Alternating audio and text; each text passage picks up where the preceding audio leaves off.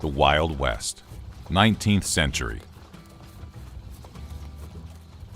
The Oregon Trail was a path traveled by hundreds of thousands, extending over 2,000 miles from the unsettled American frontier, from the Missouri River to Oregon City, Oregon.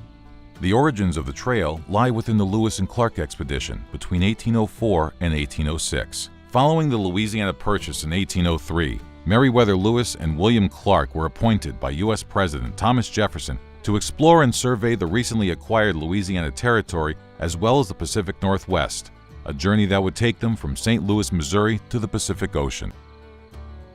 The years following the Lewis and Clark expedition witnessed the advance of fur traders into the Western American lands seeking to make money.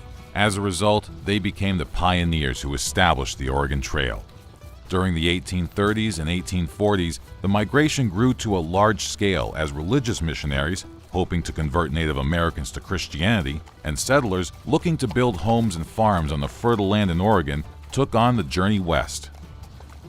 Among the first of the missionaries to blaze the trail was Marcus Whitman. Originally a physician from the state of New York, Whitman later found his calling as a missionary, venturing as far as Montana and northern Idaho to evangelize in 1835. Marrying Narcissa Prentice in 1836, Marcus and his wife returned west, traveling to Oregon via wagon. The couple eventually settled at Waialapu, hoping to convert the local Cayuse Indians. Their efforts and the letters they sent back to loved ones prompted more missionaries and settlers to follow their lead. Whitman returned east in 1842 in order to convince the American Board of Commissioners for Foreign Missionaries to continue to support his missions. He was successful in this endeavor, and on his return to Waialapu, Whitman played an important role in what would be known as the Great Migration, where more than 1,000 individuals with 20 wagons stocked with flour, sugar, coffee, and weapons for the multi-month trek began their voyage. In order to avoid the harsh winter weather along the treacherous mountain passes, emigrants of the Oregon Trail ideally began their journey during the spring. Regardless, travelers were at the mercy of the brutal summer heat, desert dust, and erratic summer storms. Traveling together in wagon trains afforded the emigrants a relative amount of security.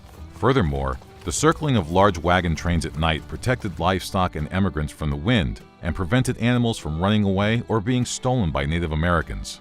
Although deemed the Oregon Trail, there wasn't a single route taken by settlers, missionaries, and travelers in reaching Western America. Typically, as one of the most popular and traversed routes, travelers began their journey at the town of Independence or Kansas City, Missouri, and ended at Oregon City, Oregon. As the 19th century wore on, however, some stop-off points became the beginning points of the journey, including St. Joseph, Missouri, and Fort Leavenworth, Kansas. Additionally, as more and more people continued to traverse the Oregon Trail, numerous forts and trading posts were erected along the way. Places such as Fort Kearny in Nebraska and Fort Laramie in Wyoming were built in strategic locations to protect those on the trail and to serve as resupply depots. Fort Kearny, for example, was located on the Platte River and was where several eastern trails merged into one.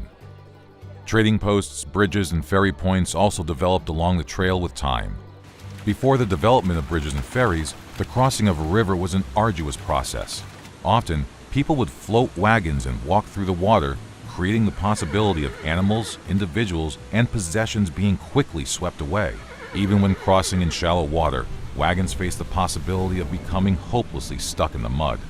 The first part of the trail, until they reached the Continental Divide, was more or less flat. The plains of Kansas and Nebraska were hot during the day, but cold at night. As travelers approached the more mountainous areas of the continent, they faced intense snow, wind, and rain regardless of the time of year. Aside from the weather, mountains proved incredibly difficult to cross on the Oregon Trail. The terrain was rocky and unstable at times, and animals struggled to pull wagons up steep inclines. People would often discard possessions to rid themselves of dead weight, leaving behind some of their most prized items in the interest of survival. Those on the Oregon Trail were able to surpass these dangerous trips through the mountains by a number of passes. The most important was the South Pass in modern-day Wyoming, which had been used by Native Americans to cross the Rocky Mountains for centuries. In fact, the famous landmark, Independence Rock, was used to mark the beginning of the Southern Pass. Many travelers set out with the intent to reach Independence Rock by July 4th to avoid snowfall. Not all sections of the trail were destined for Oregon, however.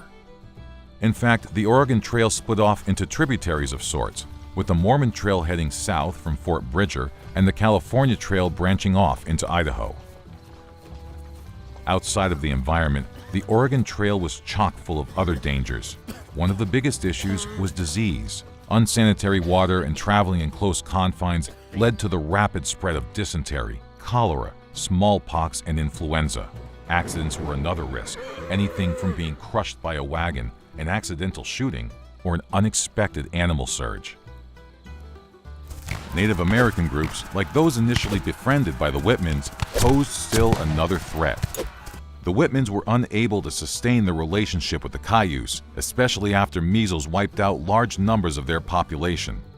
The natives blamed the Whitmans for the disease, and some sought vengeance by massacring them in 1847.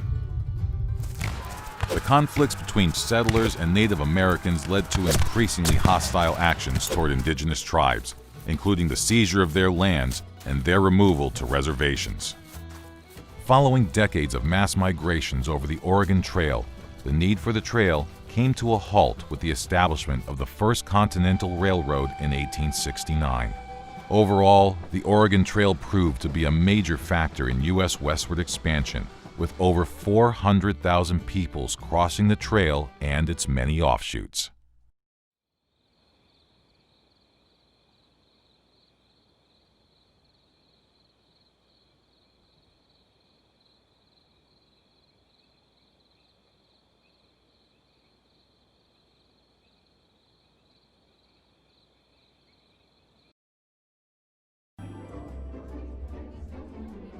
Hey guys, check out this simple history merch on Teespring.